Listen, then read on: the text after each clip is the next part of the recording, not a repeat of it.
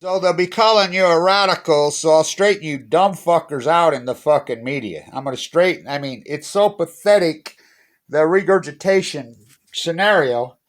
Donovan Mitchell, don't feed the lion. What he did last night's never been done. Now, not Iverson did it, not Michael Jordan did it. By the way, I got a great story about Iverson when Ruben Numherd, another Brooklyn guy, shutting the fuck down. This is so culturally significant. I'll get to the Fukushima news. Abby is in the hospital. That's not a PM. That's an emperor. The imperialism bag. Z in China.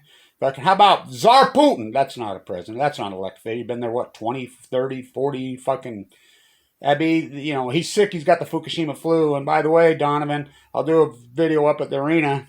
I'll get into this, but you're lucky you're not here in Utah because the quality of life the air is beyond horrific. It's 105, 103, 102 every fucking day, all day. Doesn't cool down. The smoke, I mean, it's toxic fucking hellhole soup. So this is important. Now stay with me on Donovan. Real important. Those are all real. Probably going to have to sell some of them. Where's my first Jazz game ever? Fuck, whatever. So anyway, this is the greatest basketball game ever played. Right here. Yeah, and it's mint, too. If Donovan, you want to buy it, it's worth a couple $100,000. Easy, easy. So let's see. Wilt Chamberlain had 78 points. He also had 43 rebounds in this game. Elgin Baylor had 63. Yeah. And 31 rebounds. Jerry West a triple-double. Not playoffs. Overtime? Yep. Triple overtime. So, what Donovan's done, now stay with me, this is important because culturally, Fukushima. Now, there are literally hundreds and hundreds of videos of Kevin Blanche in Brooklyn, right by where he lives, when he's young. I mean, that's like my second home. I mean, I'm there all the fucking time, right there.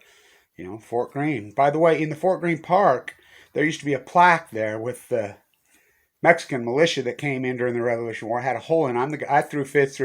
They've torn it out and put a mosaic there. Where the Opelos is, where there's 11,500 dead bodies. Do you Brooklynites, Fort Greeners know that?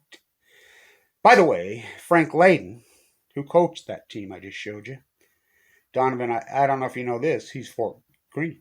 He's right there by you. So, without him, there is no Utah Jazz. Now, I swore him off in 2000 because of what they did to Bobby Sloan, Energy Solutions. And so, now stay with me. So Donovan Mitchell, I'm there the whole fucking time. You don't think I had an influence on it, people there? You don't know fucking anything about me. So just because my view count's low now and everybody attacks me now and they can't understand that I started Black Lives Matter. And it's an unarguable fact, which was based on the death of Danielle Willard. Remember the 2nd of November in 2012. I had 2 radio shows then. It had giant viewership. In the street, I'm going crazy. Every time I think about her death, Donovan, I'm going to send this to Donovan. It makes me want to cry. It's the most heinous murder of a cop by this young woman in her car at an apartment complex. This so-called detective had it staked out. Even the review board said it was a murder. Yet the judge still, that's Utah for you, shot her in the face and blew her away. I think it's the most hideous, blatant murder by a cop in the history of the United States. It's that fucking. She's in Utah, Donovan. So Donovan say his name. Yeah. So I'm gonna cut a deal with Donovan. How about put Kevin Blanche on that freaking jersey? How about put Danielle Willard on your bulletproof vest? And I love what he's doing. He is the most outspoken on the Black Lives Matter. The most. The reason I think his passion and his intensity he's been able to do, here it is what he's been able to do is because of Black Lives Matter. Now, this is important for all you fucking Radio Gaga fucking fools. Only one other, Iverson had 50 points in a playoff run. course, Michael Jordan's done it twice. By the way, I don't know if a lot of people know this, but you know, Michael Jordan, he's also a Brooklyn guy. You know, I said he reminds me of Connie Hawkins, you know. Billy Cunningham, so many of these, but he's doing Michael Jordan type things. Of course, got a long way to go to catch that dude, you know. But it's 8:24 today. That's Kobe's number, 8:24. It's Damian Lillard's alumni game that I did the play-by-play. 8:24. He wore 8, then he 24. It's important stuff. You know, really, it's Mamba Day. Can't make it up. I'm friends. Well, I know Damian Lillard also. Well, of course they're not going to come out. I mean, I'm way too fucking hot to handle for anybody. They can't figure this fucking. I mean, they can't understand there's a person like me. So, say her name, Donovan. You know, so this is an important story. This is historical, important content because no one's ever done what he's done ever. So, hardcore jazz fan when they got here. I knew Battistone really personally. The first protest I ever really successfully won is we protested beers. Well, I don't think was even old enough to drink in 78. Well, I didn't turn 21 until 1981, but drinking age was 19 in Wyoming, Idaho, and Utah kind of accepted it, pseudo de facto. So Battistone raised beer prices from $1 to $1.25 for great big, 16-ounce beers. We freaked out, me and my friends. We had a fucking fit. We protested in front of the arena. You know, Ricky Green, fastest of them all. I used to sit with his. God, he was good. Mo Cheeks, like. But that's back when they did press conference. They didn't have press conference. They just got on the bus after the fucking games. By the way, that game's against Denver. That's the first playoff game in Utah Jazz history. They won. Frank Layden. So, this is incredibly significant. He lowered prices back down to $1, sent us rounds over the whole time. Love the guy. Love Frank. I sit with Frank Layden all the time. I did. But Weber State games, we would talk Damian Lillard all the time when Lillard was in. The Jazz laughed at him. Me and Frank didn't. So, this is significantly and historically extremely important. So, in Brooklyn all the fucking time, all the time. Kobe dies, as you know. My granddaughter is born January 26th. It's a fact. Her name's Gigi. By the way, she lives in Brooklyn. So, I'm in the airport. September. Late August. I believe it was September. Early September 2017. You don't believe me? You go ask fucking John. I see him. Got his hoodie on. I'm like, so I just break out casual conversation, just walk up to him. What in the fuck is a dude like you flying from New York to Utah? Well, I play for the Jazz. What do you mean you play for the Jazz? I got drafted by the Jazz. And then he pulls the hoodie on. He says, Donovan, what the fuck? You got drafted by the Jazz? Yeah. Oh my God, I didn't know. I was too busy fighting the nuclear energy crime syndicate.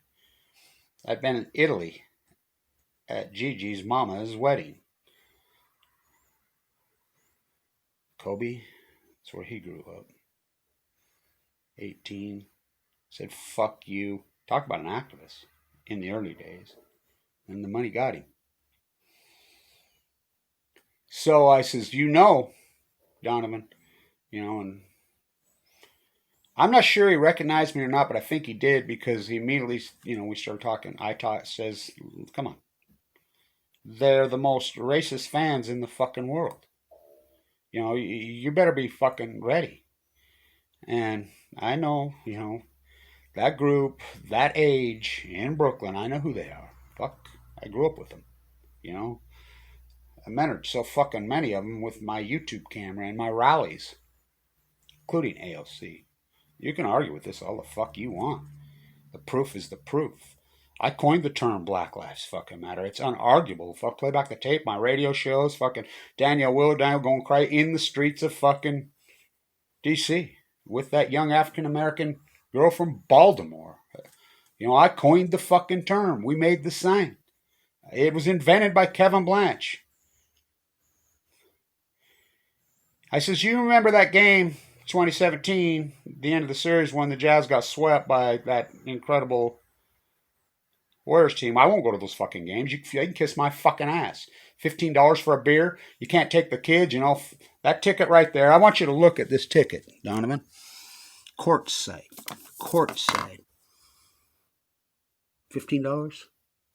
That same ticket right now costs you fucking $10,000 fucking dollars. You can't take the kids to the fucking game. So he says, yeah. I says, those guys up on the front row fucking chirping, running their fucking mouths at him? Yeah.